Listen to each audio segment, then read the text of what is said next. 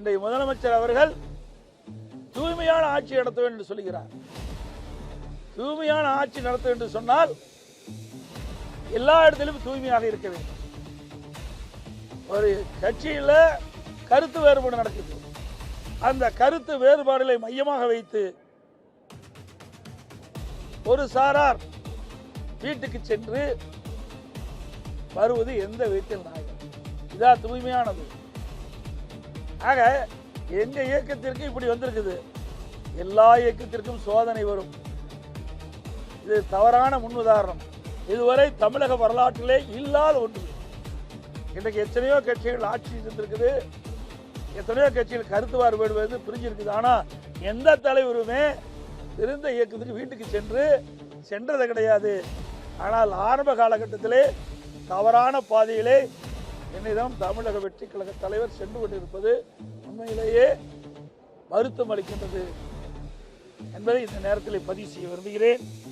அது மட்டுமல்ல, இன்றைக்கு சட்ட நீதியாக பார்க்கின்ற பொழுது இன்றைக்கு ஒரு பொதுச் செயலாளர், இன்றைக்கு சட்டமன்ற உறுப்பினராக தேர்ந்தெடுக்கப்பட்ட சட்டமன்ற கட்சி தலைவர், அவர்தான் விப்ப கொறடாவை நியமிக்க முடியும்.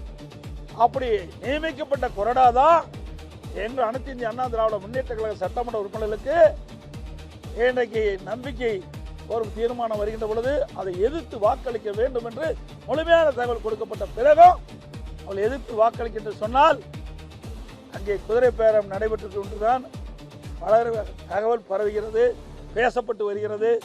உண்மையிலேயே தூய்மையான ஆட்சி நடத்துவோம் என்று சொல்லிவிட்டு இதற்கெல்லாம் இடமளிக்கின்றார்கள் என்று பார்க்கின்ற பொழுது மக்கள் தான் இதற்கு நல்ல முடிவை கட்ட வேண்டும் என்று இந்த நேரத்தில் தெரிவித்து விரும்புகின்றேன்.